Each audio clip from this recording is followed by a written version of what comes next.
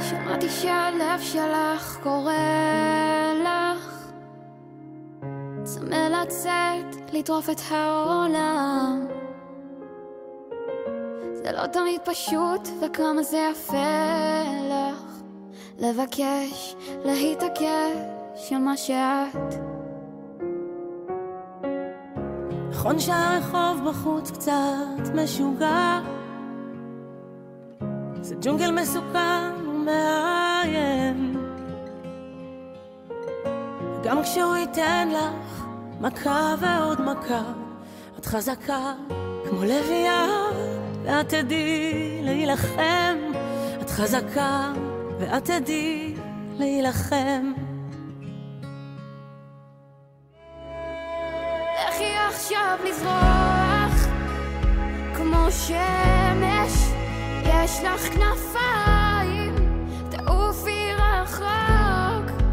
לכי עכשיו בלי פחד, ואם זה יכאב קצת, מנגינה שכתבתי תחזיק לך את היד. וגם אם תהיי שם לבד, לבד כל כך, תדעי שתמיד יש לך אותה.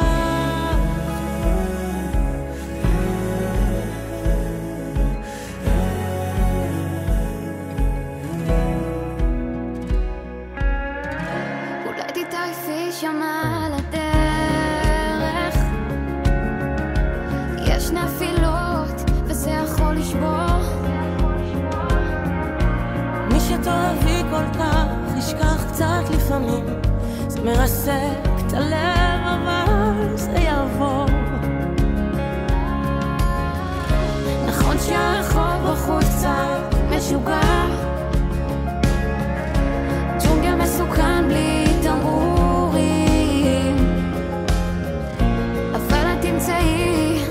את האמת שלך, תלמדי להיות מלכה בעולם של נמרים, כי את מלכה ולא חשוב מה אחרים. לכי עכשיו לזרוח כמו שמש, יש לך כנפיים, תעופי רחוק. לכי עכשיו מפחד,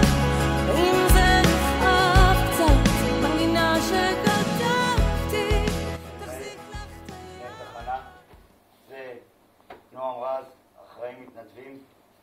זאת לילי, אמא של ליאל סגב, זכרונה לברכה. התכנסנו פה הערב בטיפה בים להנציח את זכרה. לילי הביאה פה ספר, מי שרוצה אחר כך מוזמן לכתוב. קשה לי קצת, ניתן את הרשות הדיבור ללילי. גם לה קשה. לא התכוונתי לדבר, לא מתכוונת לדבר. רק ככה עובר לי ככה בראש, שתמיד הייתי מביאה את ליאל, ולא הרבה, שהייתי מביאה את ליאל במשמרות. בבת עיניה הייתה מנה. מדי פעם הייתי מביאה את ליאל למשמרות. והייתה אומרת לי, אמא, ליד השער הכחול הייתה אומרת לי, זה קשה לך, זה קשה לך, אמרה לי. תורידי אותי פה, אני אעלה לבד. אני לא צריכה, אני יודעת שקשה לך כל המדע ואמבולנסים ורפואה ודם. היום היא נכנסת לתוך מדע, לתוך התחנה, לתוך האמבולנסים. קשה, כן. אבל אני אגיד לכם. עושה את זה בגאווה בשביל הבת שלי. תודה רבה על על ההתחשבות, על ההנצחה. באמת, תברכו. אני בדיוק אמרתי לחברים, זה חלק של מתנדבים שעובדים איתי, שליאל עבדה במכבי, ושם עבדה וקיבלה כסף, וסך הכל במד"א, סך הכל, התנדבה במד"א וכל כולה הייתה במד"א. הכבוד, ההכרה, הערכת התודה, באמת זה ראוי, בעיניי זה ראוי להרצה.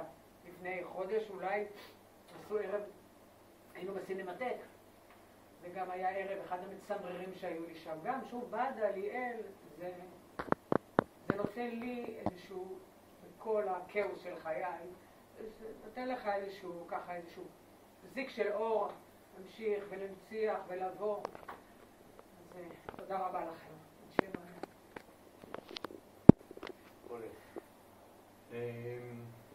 אני גם לא התכוננתי לדבר, אבל בשביל לדבר אני לא צריך להתכונן.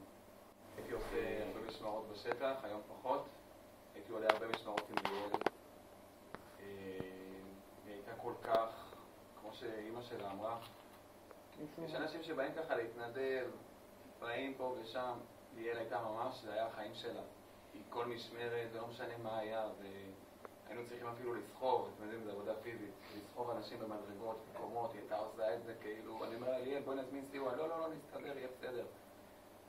ועם כל הקושי הפיזי שהיה לה, היא ממש, היא לא ראתה בעיניים, היא הייתה מורלת, וכל חולה שהייתה מגיעה, אתם יודעים שחלק גדול מהמטופלים שאנחנו באים אליהם, הם לא באמת חולים שצריכים עכשיו להגיע לבית חולים, זה הרבה אנשים שהם בודדים, הם חושבים שהם לא מרגישים טוב כי הם קצת בדיכאון וכאלה, הרבה מקרים כאלה, וליאל הייתה מגיעה ופשוט יושבת איתם ומסתכלת להם בעיניים, אולי את רוצה אני אביא לך כוס מים, אני אביא לך משהו לאכול, פשוט הייתה משהו באמת שלא רואים, משהו לא רגיל, והיא כל כך טוב עשתה לחולים, גם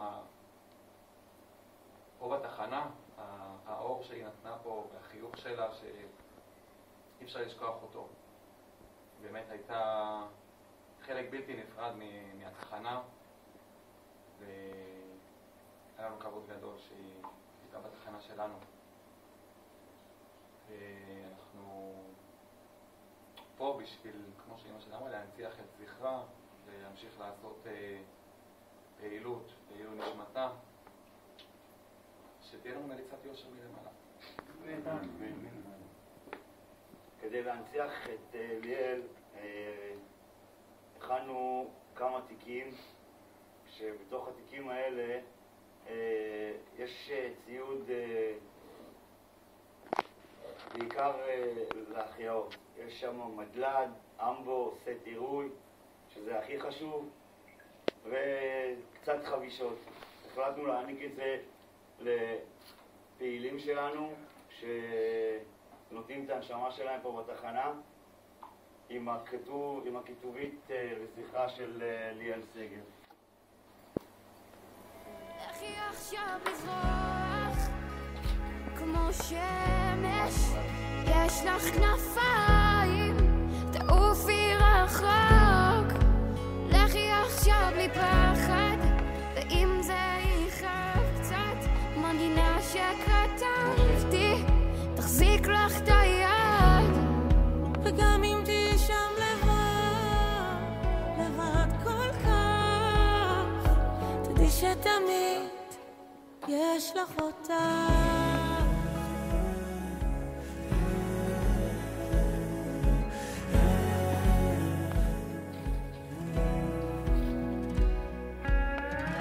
אולי תתעייפי שם על הדרך. יש לנו עוד 3 מתנדבים שנבצר מהם להגיע, אבל עדיין הם יקבלו את התיק שלהם.